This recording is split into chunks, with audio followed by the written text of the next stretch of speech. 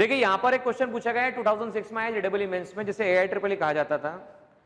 आपको 10 ओम, 5 ओम, 10 ओम और 5 ओम, 10 ओम, 20 ohm resistance कुछ इस तरह से कनेक्टेड दिखे हुए। आपको 5 वोल्ट के सोर्स से कितना करंट ड्रॉ होगा ये बताना है।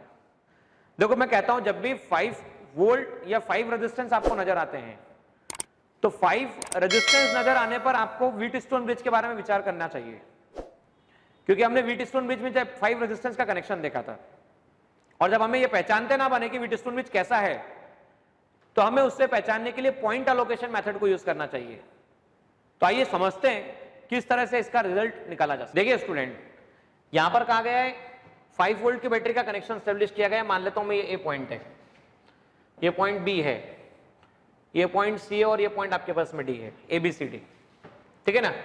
तो ये रहा पॉइंट ए, ये रहा पॉइंट आपके पास में बी, ये रहा पॉइंट सी और ये रहा पॉइंट आपके पास डी। तो देखो ए और सी में चेक करो, तो ए और सी में 5 ओम है, ए और सी में 5 ओम रेजिस्टेंस कनेक्टेड है। आप चेक करो ए और डी में, सी और डी में चेक करो,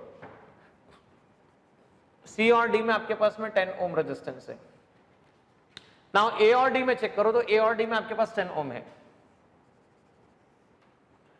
तो ए और डी में 10 ओम रेजिस्टेंस है। नाउ बी और डी में चेक करो, बी और डी में आपके पास में 20 ओम रेजिस्टेंस है। और चेक करो सी और बी के बीच में क्या अवेलेबल है, तो सी और बी के बीच में 10 ओम रेजिस्टेंस अवेलेबल है।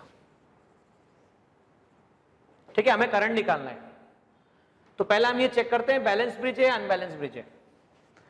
भाई किसी भी व्हीटस्टोन ब्रिज को बैलेंस कब कहा जाता है, जब उसके आर्म्स रेशियो का रेजिस्टेंस इक्वल होता है। तो 5, 10, 10, 20, तो 5/10 that is equal to 10/20 check करते हैं हम लोग, 1/2 इक्वल टू 1/2, तो ये बैलेंस ब्रिज है। अच्छा, बैलेंस ब्रिज की कंडीशन में जो पोटेंशियल सी का होता है वही पोटेंशियल डी का होता है। याद कीजिएगा, बैलेंस ब्रिज की कंडीशन में जो पोटेंशियल सी का होता है वही पोटेंशियल डी का होता है। और जब पोटेंशियल सी और डी का इक्वल होता है तो बीच वाले रेजिस्टेंस को इग्नोर भी किया जाए तो कोई फर्क पड़ता नहीं है। और आप में से किसी बच्चे को लगता है सर ये बात कैसे होती है, तो करंट इलेक्ट्रिसिटी की प्लेलिस्ट में जाके आप चेक कीजिएगा, आपको व्हीटस्टोन ब्रिज का टॉपिक पूरा 35 मिनट्स का लेक्चर बना हुआ मिलेगा। अब यहां नोटिस करो करंट आई आया, करंट आई जब यहां से स्प्लिट हुआ तो ये I1 करंट और ये I2 करंट है। देखो I1 करंट टर्न हो रहा है या ब्रेक हो रहा है, तो यहां चेक करो I1 करंट टर्न हो रहा है। 5 और 10 सीरीज कॉम्बिनेशन में है, तो 5 और 10 को सॉल्व करने पे 15 आता है। So basically this will be 15 ओम।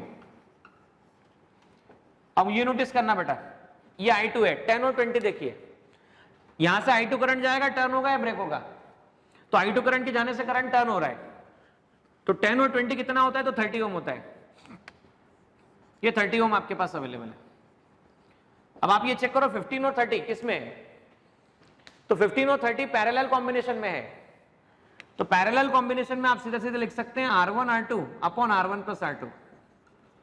तो आइए R1 R2 upon R1 plus R2 को लिखा जाए 15 multiply by 30 divide by 15 plus 30।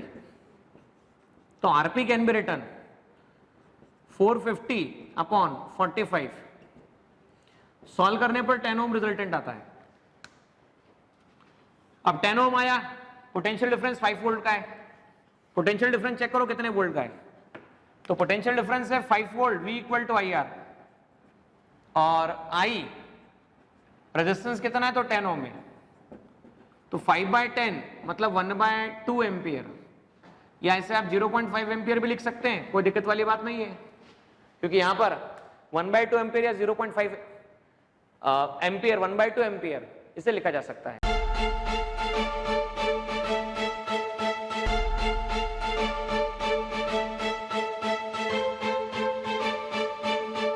Purohit academy, main branch Prabhat Chowk, MJ college road, Lokmanya हॉस्पिटलच्या बाजूला, जळगाव, आणि पांडे क्लासेस जवळ, बंधन बँके शेजारी, ट्रॅफिक गार्डनच्या समोर, जळगाव।